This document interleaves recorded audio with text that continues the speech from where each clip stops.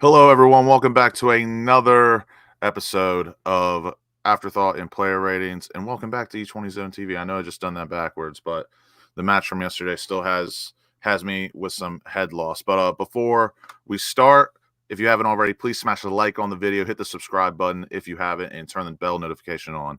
If you'd like to help us further support the channel, there's a link in the description below for a membership. And without further ado, I'm here with the one and only West Ham Online. Alfie, how are you, son?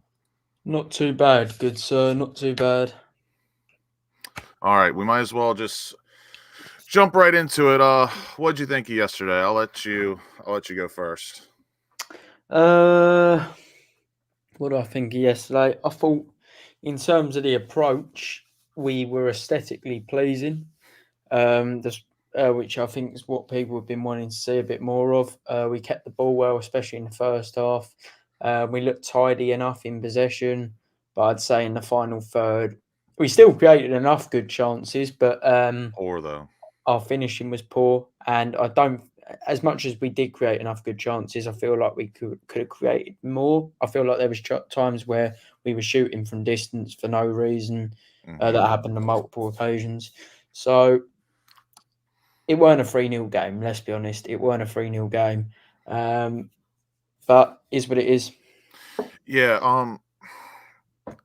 I feel the same way. It was one of those 3-0s where I don't necessarily think we deserved to win, but it was not a 3-0 game by any stretch. Like you said, I thought aesthetically we looked good, but let's be honest, United done exactly what we do to sides. And to me, it's more frustrating having 22 shots, 10 more than United did yesterday, in losing 3-0, 2-0, whatever it is, losing at the end of the day.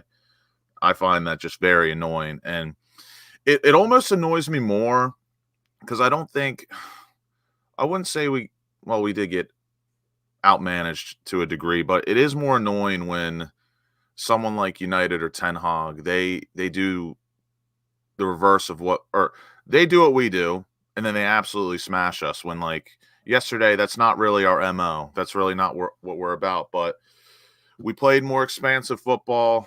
We got a lot of shots in, and we were absolutely crap in the final third, and we lose 3-0, and that's really all there is to say about it. Is there anything else you'd like to say before we get into the player ratings? No, I think we've pretty much covered what happened in terms of a scenario of the game. I think, yeah, we were just unlucky, but at the same time, it's difficult to call it unlucky, which is a complete contradiction in itself because it was more due to the fact that our finishing was so poor and we made individual errors once again. I wouldn't say Moyes. I wouldn't say Moyes got it terribly wrong at all. I actually think what we played out was what people have been asking for. But at the same time, I do think Ten Hag, as much as it wasn't a vintage United performance that their fans would want to see, I think in the context of this individual match, he got it bang on, really.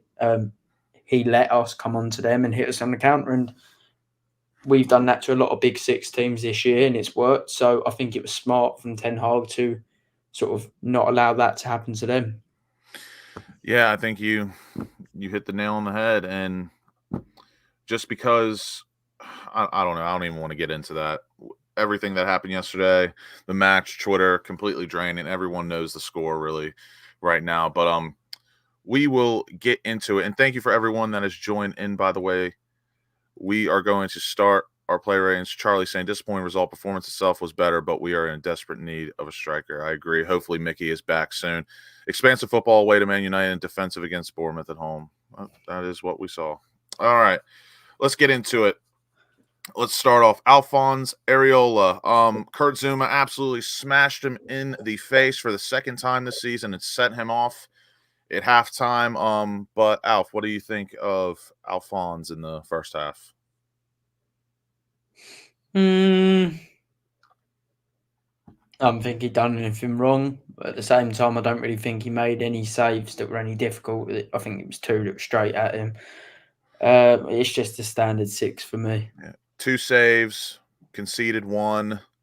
He did play an absolute beautiful long ball to the touchline at the halfway line to Emerson, I think it was in the Yeah, first, but really not yeah, I remember that. Yeah. right home in the first half. Yeah, I'll give him a 6. Let's move on. Actually, let me make sure the chat is active. All right, make sure you're putting your ratings in the chat, people. So we move on to Vladimir Sufal. Alf, I will let you start with the Mad Lad himself. I don't think he was terrible by any means. I don't think Rashford had his number. Okay, he's passing a little bit in the second half, especially was off at times. But 82% pass accuracy, 27 for 33 yesterday. yeah, that's far from terrible. It's very I don't impressive think for him, to be fair. I don't think he was bad at all. Thought, as I say, Rashford didn't have his number. Yeah, I'll tell you what, I'm going to give him a high 6. I actually thought he done all right. I am in agreement with you, but I'm going to give him just a standard 6. Like, he wasn't bad, but I wish he could have possibly done a little bit more. The one thing that is worrying me right now with us continually playing Bowen at striker, I really wish we would stop just lumping crosses in the air. Like, we need to start putting them on the ground, or at least getting to the byline, putting them on the floor, because Bowen, like, there's really no reason to put the ball in the air unless Souček is making some barraging late run. So I agree. 6 for me, strong 6 for you. Let's move on to Captain Kurt Zuma. I will go first. Mate, I don't know. I don't know what it is with Kurt right now. I think he's just going through an absolute physio episode right now. Like, I don't know what has happened to him recently, but I think his knees are starting to fall apart, Alf. Yeah, I think his knees are gone, mate. I don't know how much longer he's going to last. I'm not kidding. Like, we've really got to start thinking about Ogbonna here, in my opinion, because even though Ogbonna's a lot older, he's a bit slower. Mate, Zuma, like, the way Zuma is moving, it just feels like one wrong step and he's done. The man has no more skin left on his knees. How bad does he look? Like, he's never looked cultured on the ball, but at the same time, he was good enough to play for France and Chelsea, who were possession-based sides for the most part. Now, when he gets the ball, he just looks like a giraffe, like walking around trying to pass it. Yeah, and I'm not saying he's totally at fault for the first goal we conceded, but he is sort of part of the entourage that allowed it. I think it was more on a Garrett and Ward Prowse, but we will get to them in a little bit. But what's your rating for Captain Kirk? And real quick, I know a lot of people were calling for Mavropanos to start, but let's be realistic, people. He is our captain. I know that shouldn't really be a reason why he starts over someone, but it's a big part. Like, he is our captain. He's practically got to start. He is better than Mavropanos right now, but Mavropanos has been playing decently. What are your thoughts on that, Elf? Yeah, I'd say Zuma was a 5. Yeah, I'm gonna give him. I don't know, man. We conceded 3. That second goal was a bit lucky. I'll give him just a 5 because, like we've agreed on, really yesterday was not a 3-0 type of match, but we move on. Let's go to Agard, Naif Agard. Alpha, I'll let you start off again. See, the thing with Agard is we had a lot of the ball, and when he gets the ball, he looks good, doesn't he? Like, he looks cultured on the ball, especially when he has a lot of space. Definitely our best centre back in possession in terms of natural ability, but he's just he's terrible at box defending. So poor. His best type of defending is when a ball goes over the top, he has to run, clear it. That's what he's good at. Box defending, just rubbish. He got sent by Hoyland so easily. Hello, Dan. Hope you're well. He got sent by Hoyland so easily. He wrong-footed him. Hello, Cosmos. And yeah, that's the problem with Agard. He did look good on the ball, but defensively, again, he struggled. So I'm going to give him the same as Zuma, 5. Yeah. Evening, Michael. Hope you're well. Even to everyone in the chat that's tuned in. Mate, yeah, with Agard, it's just, again, it's moments, right? It's moments with a Garrett. Like he's got the perfect profile of what you want in a modern center half nowadays. But he has these moments. Like, don't get me wrong, I think the Hoyland goal was a moment of brilliance, but like how he created the space to get a shot off, it wasn't that impressive. I think someone of a Garrett's prestige should be defending that, should be blocking it, bare minimum. You know what I mean? Yeah, or at least So moving him a bit away from goal. He allowed him a shot so centrally. It's great. It was a great finish. Really, really good strike from Hoyland. But at the same weak foot time, as well. yeah, it looked great. He's clearly great at striking through the ball. But at the same time, poor defending. 5. Yeah, I'll give him just a 5 because I thought he was decent on the ball as well. Let's move on to this one hurts. Let's be honest. For me, this one's gonna hurt a bit, and I'm gonna go first. We move on to Emerson. I'll be honest. I think besides his episodes in front of goal, I thought he was decent. I thought he defended well. I thought he made some good runs. And the chance he did put incredibly far wide instead of dropping it down, he did create that himself out of his own run. But mate, let's be honest, those 2 episodes in front of goal is just kind of burned into my memory. Like it hurts. It hurts to talk about for me. So, Alf, what are you saying? Emerson has been really good for us this year, and I think he's great at progressing with the ball. He's a good dribbler. He's fantastic in possession. He's linked up well with Paqueta.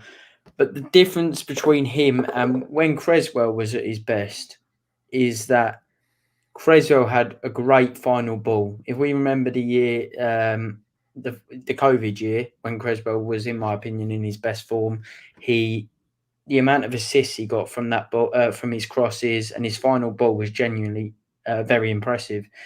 The problem with Emerson is, as good as he is, and this isn't me taking anything away from Emerson, I still think he's been great this year, but his final ball consistently lets him down a little bit. When he makes great runs, does a 1-2, gets down the line, and his crosses always seem to hit the first man. And then he has those 2 episodes in front of goal, which obviously is a left back. You wouldn't expect him to be clinical in front of. I agree, Dan. You wouldn't expect Emerson to be clinical in front of goal Yeah. because he is a left back. But I mean, that first one was just embarrassing for a professional footballer. Like that was one of the worst shots I've ever seen in terms of It's got to be on target technique. at least. And then the second one, once again, really poor. But I do think on the first one, he was a bit undecided because he's waiting for Bowen to make the run into the box, and he never did. He had options, though. He had options. Yeah, the decision making was just terrible, and I think that's what does let him down at times in the final third. So he's going to get a 6. Yeah, for me, I don't disagree with a lot that you said, really. I do think, obviously, in general, I do think Cresswell has always been a better crosser and probably a passer of the ball. But I do, I don't know, this Emerson one's tough for me because I think in open play, when he's making those runs and he's doing 1-2s, playing one-touch passes, I think his passing there is absolutely brilliant. It's just, I agree with you. The first one, Bowen could probably make a better run, but as a professional, Emerson should be dropping that down. He's done it a million times. He's got to drop that down, and he's got to know that Bowen or whoever has got a way better chance of scoring than he does from that angle. Because really, what is he going to do? He's just going to get it on target near post, and hopefully Onana spills it or something. But I'm going to give Emerson.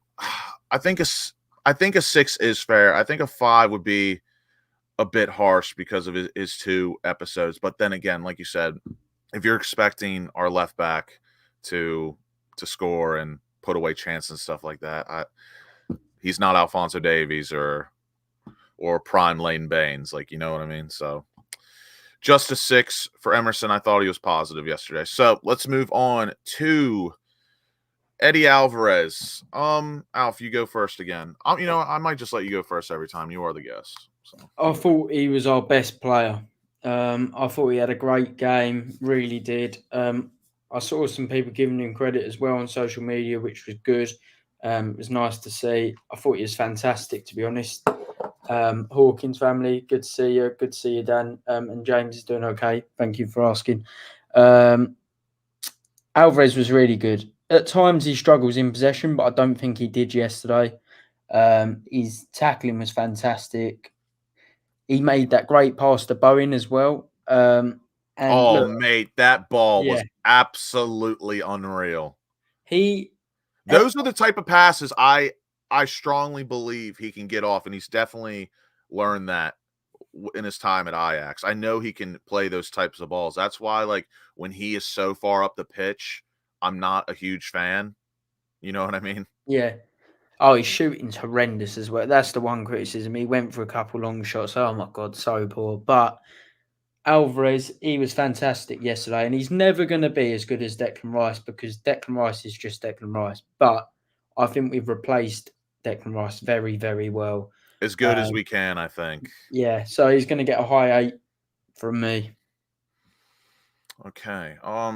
These ratings for me are always so tough because, like, I do take the result into consideration, but I agree. I thought Alvarez was absolutely brilliant yesterday. He had a 97% pass accuracy. He misplaced 2 passes, created 3 chances, 4 ball recoveries, 5 defensive actions, 1/2 of his duels.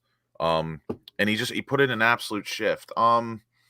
This one's tough because there's 2 players that I was deciding between man of the match, and it's really close for me because this other player that we're gonna get onto, I thought was absolutely brilliant, just like Alvarez. But in terms of impact, oh, this is tough. I don't think I'm gonna give him my man of the match, but I am gonna agree with you. I'm gonna give him an 8. I thought he was absolutely fantastic. Thought he was really, really good. So we'll go to the chat real quick. Dan St. Alvarez, a strong 8 for me. Had a great match. Ball carrying was very good yesterday. That is good point, ball knower. He was very good in tight space yesterday and receiving the ball from the keeper. He kept it tight. He stayed composed. I really enjoyed. I was very moved by that performance yesterday, and we're going to be talking about someone else who's very moving. Dan and I seem to be agreeing on every rating today. Mate, I know. I'm trying to find something. So we move on to Thomas Souček.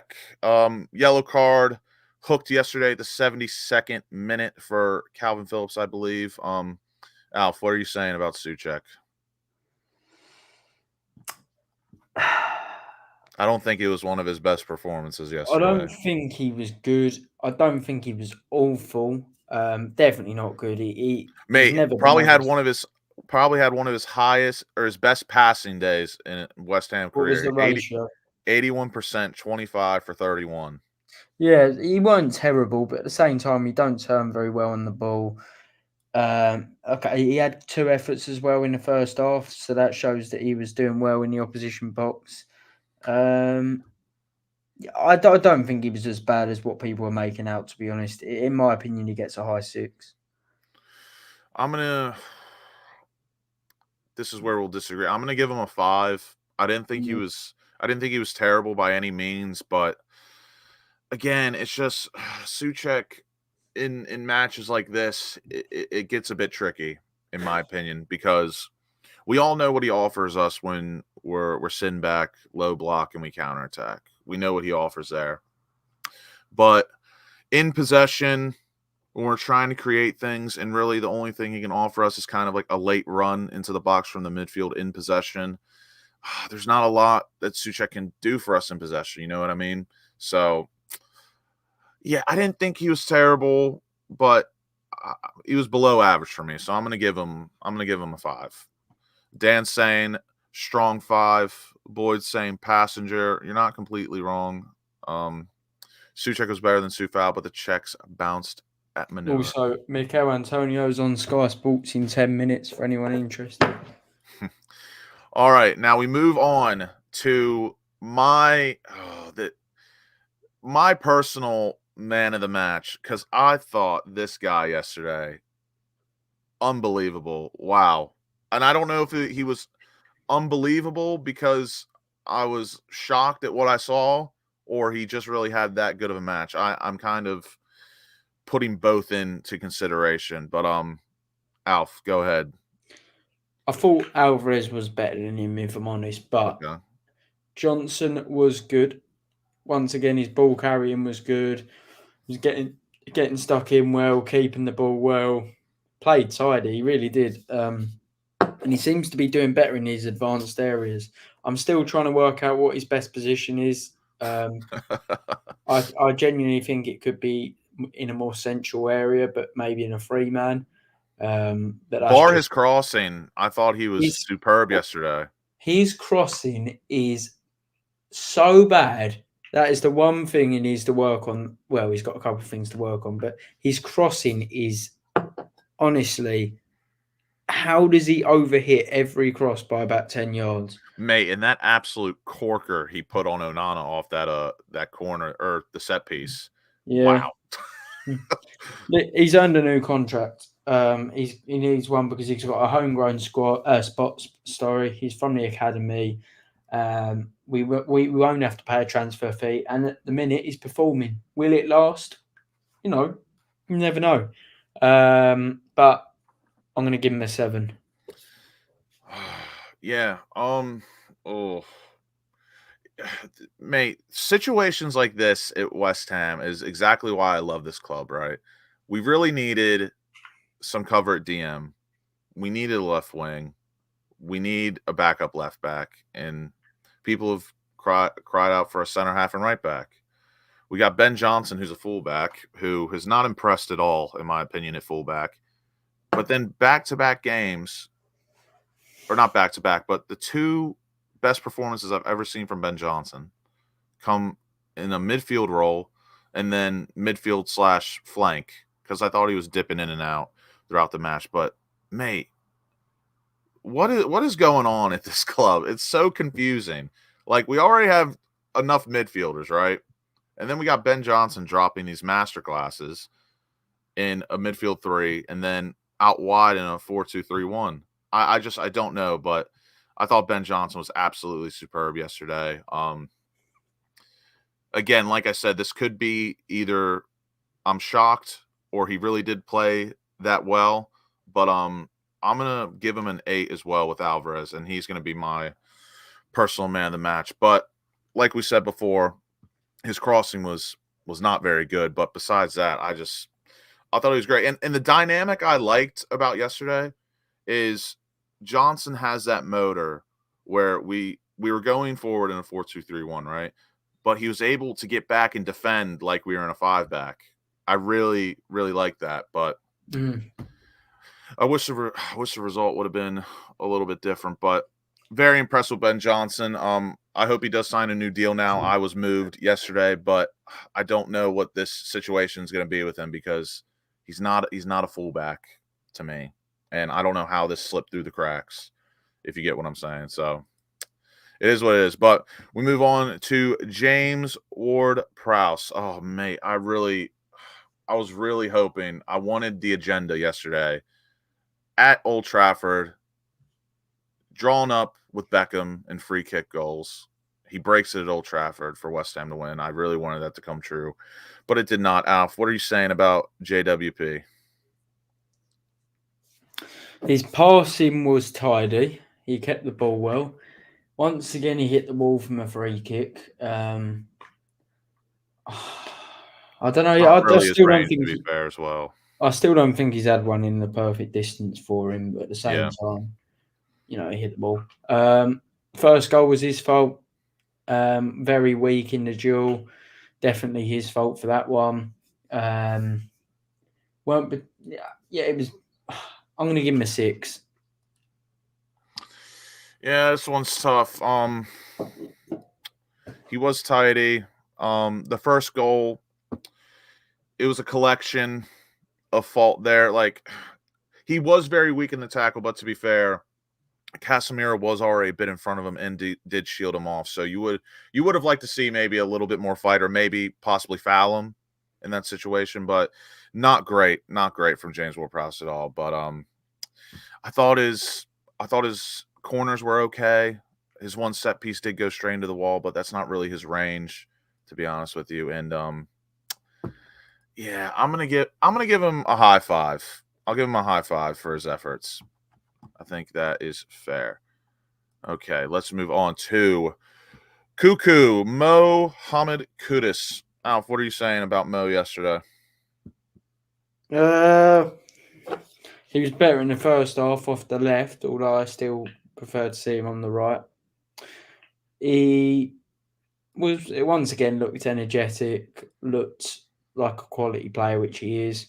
Mate, won 15 out of his 21 groundals. Yeah. But at the same time, he didn't really contribute anything in the final third yesterday, obviously, because we scored 0 goals. He gets a 7 just because he's just such a great watch. It weren't a day for us and we lost, but Kudus is so good to watch, and I'll be admiring his play until the day he leaves this football club. Yeah, Mohamed Kudus, he is a special player. He is a special player, and I really do think we can turn him into something absolutely special. And even if he doesn't progress as a player right now, he's so good. And like you said, he's an absolute he's a bit box office for me. I love watching this guy play. Even if you're not enjoying West Ham at the moment, I think he is good enough. You just switch on the telly, just watch him play, and he's so good. But really, the only criticism I have of Kudus, I don't have a lot because I love this guy. The only thing I want him to work on towards the end of the season or coming up in the summer, I think he holds on to the ball just a bit too long. He doesn't lose the ball. He doesn't get pushed off the ball. He's got some of the best balance I've seen at this club in terms of dribbling, but he holds on to the ball a bit too long, and there's some opportunities that do get wasted. Like if he just released the ball a bit sooner, he would create a lot more half chances for us or full chances. Do you agree with that? Alf, are you on mute? Sorry, I didn't realise I was on mute. Yeah, I agree with what you've said, and I think the problem with Kudus is he has to do a lot of the ball progression because he's one Yeah. of the best ball progressors in the side. But at the same time, we want to see him in the final third, and I think when Paqueta comes back, that will help him. It'll help everyone. It will help everyone. Yeah, it will help us. It will help I'm gonna give Kudus. I don't disagree with some ratings in the chat and what you said. I'm gonna personally give him a strong 6. Strong 6. Boo, boo, boo, boo. And we move on to the last of the starting 11. We got Jared Bowen. I'll take this one first. An unfortunate day for Bowen, I think. Again, as always, we say it every week. He's an absolute trier. He's an energizer bunny. He doesn't stop running. He doesn't stop pressing. But I was a bit disappointed yesterday with his chance that he fluffed a bit. Alvarez plays an absolute beauty of a ball to him in open space. He does Maguire, but I was really disappointed that he didn't feel that presence from Dallo. Like, surely as a professional, you've got to like be weary of that. You got to have that in the back of your mind that there might be someone busting their gut from the opposite side of the pitch in a diagonal run to try and stop you. And the fact that he didn't even get a shot off was a bit disappointing. What do you think about that, Alf? Yeah, I mean, he was too slow on that in that scenario. Sorry, he should have got his shot away a split second quicker, and then Dallo wouldn't be able to get across. Good first touch to run through on goal, but Boyd said it there. Bowen is not a striker. He's not. He's every goal he seems to score is when he's moved out wide. And he only works best at striker when we have the front three of him, Kudus, and Paqueta, because they're so interchangeable and fluid the way they play. Without Paqueta, Bowen just isn't at his best at striker, in my opinion. I think as well, when Antonio comes back, that will be big for us, because if we had Antonio now without Paqueta, we could put Kudus on the left, Bowen on the right, Antonio up front. That would be good. Even though people don't like Antonio, he offers a physical presence. He's a focal point to aim at. We need Antonio in the squad. It's as simple as that, even if he doesn't score goals. And Bowen just can't hold the ball up like Mikel can. Yeah, he's he's got the pat. I think he's got a better pass than Antonio when he holds it up. But Mikhail he's got that brute strength that not a lot of players have, and like just the combination of what he can do on his day, he's sometimes just so unplayable. But and we got to feel for Bowen as well. Like we all know when Bowen is playing striker, if he's not getting service, really, it's not going to be. It's going to be a long day for him. It really is. So I'm gonna give Bowen a high five for yesterday. Alf, what are you giving him? I agree. Good man. So we finished there. Let me close FOTMob with these stats. We move on to our substitutions. Lucas Fabianski on for Areola at half after Kurt Zuma smashed his face in with his knee. Give me your quick rating on Fabianski. 5. Thought the third goal. I don't know if he can That's a bit save it, but poor. at the same time, it was poor positioning, in my opinion. 5. Didn't move at all either. Yeah, second goal, unlucky. Third goal, I only saw the replay of my freaking internet went out for the third goal, and I knew I was gonna miss a goal. And all I saw really was the shot and Fabianski not moving. So I'm gonna give him a 4. It could be harsh, but it's whatever. Maxwell Cornet, a bit more positive than usual, but still, it's just not. It's not enough. To me personally, I know people are saying we should start Cornet to have a balanced lineup, but Cornet is just he's not it. He's finished in my opinion. Nah. But like I said, I thought he had it was a bit more positive than usual yesterday. He won us a corner. He showed a bit of pace, winning a ball up the pitch, but I mean, really, Cornet is not it. 5. I'll give him a high 5 since he was a little bit better. But again, I just me personally, I don't understand the shouts for Cornet. That's just me though. The man of the hour again for this one. Calvin Phillips. Let me just say this, and again, I didn't see the third goal because my internet went out, so I really don't know what happened. I only know by what people have been saying, but I just want people to realize. I know Calvin Phillips has fluffed things the last 2 matches. He's theoretically given away 2 goals in 2 matches, right? But let's just remember, people, this guy has not played in, 18 months? I think he started 1 match in the Champions League against some opposition. I can't remember. This man has not even had a full week of training yet. I just think we need to pump the brakes on calling him a flop or a bad signing because I really do think this guy's going to come good. And another thing to remember, he is not used to playing with players like this. That could be a weak excuse, but I think it's a little bit of a point. So, Alf, take it away. He's been rubbish, but he's not. He's not had a lot of time. As you said, he's not started many games in the last 18 months. Same time, though, it's his own fault for not staying physically fit enough. Lingard came in after not starting a lot and looked straight up for it. So Phillips, he got called fat by Pep. Maybe Pep was right. He's got to do better. I agree. 5. Yeah. So, can you run me through the third goal? What do you think it was his fault? Yeah, we Okay. lost the ball. But Johnson passing the ball in the middle of the pitch, took a touch. If that was Souček, he would have got a lot of hate for it. And luckily, well, not luckily in the sense I don't want to see any players getting hate, but people admitted that Phillips made a mistake. And as I say, if Souček does that, then everyone's going on about how poor he is on the ball, and Phillips does the exact same thing. And we just need to pump the brakes because I want people to realize, literally, it's so hard to make an instant impact at a new club. Some of the greatest players that have ever played this game have transferred to a new club and did not hit the ground running in the first 1 or 2 matches. If you do that, you're either just different gravy or it's like a bit of a freak thing. Like with Lingard. Like Lingard somehow hit the ground running and we all know what happened then. But we need to give Phillips time. Like I said, this coming week is literally going to be his first week of full training. So I do expect him.